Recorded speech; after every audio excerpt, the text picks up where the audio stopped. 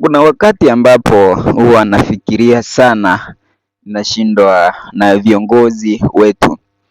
Umesikia juzi ya kwamba Marekani eti wamejenga kituo cha karantini ama quarantine kwa lugha ya kimombo nchini Kenya.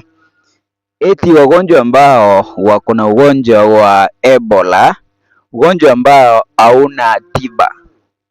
Eti Wamarekani hawataki kuona watu ambao wako na huu ugonjwa kwao Marekani. Eti sasa kwa sababu hawataki kuwaona hao watu wa Ebola Marekani, eti wawalete sasa Kenya. Ati wajengee hospitali yao Kenya, haswa kaunti ya Laikipia.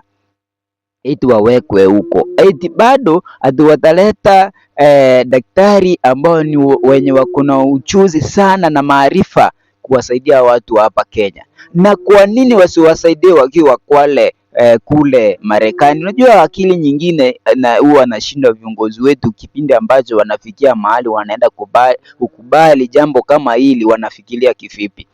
Kwa sababu hao wagonjwa wa Ebola wakija hapa Kenya watakuwa wanahadharisha Wakenya.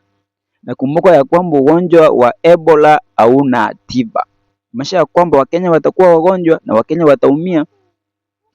Kwa hivyo kwa nini hao viongozi waamue kuhatarisha maisha ya Wakenya? Kwa nini? Kwa sababu viongozi wengi wanajua ya kwamba huu ugonjwa wa Ebola ni ugonjwa ambao hauna tiba, na wameamua walete wagonjwa hapa Kenya, na watu ambao watakuja kuumia ni Wakenya. Yaani kitu kama hicho kukataa viongozi ni kitu ngumu. Ndio maana tunasema ya kwamba imefika mahali mahakama kuu nchini Kenya sasa ndio inafaa kusaidia Wakenya.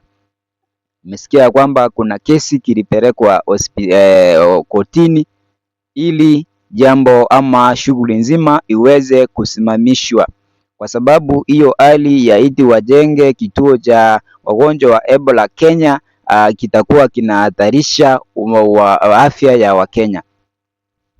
Kwa hivyo wajenge huko kwao Marekani, kwa sababu tunajua kwamba Marekani pia wako na sehemu kubwa, wajenge huko kwetu, si kuhatarisha. Kwa hivyo kama kuna kiongozi ambaye anataka apewe hela ndio sasa akakubali kufanya hicho kitu hapa Kenya, basi atakuwa amekosea Wakenya sana, atakuwa anahatarisha Wakenya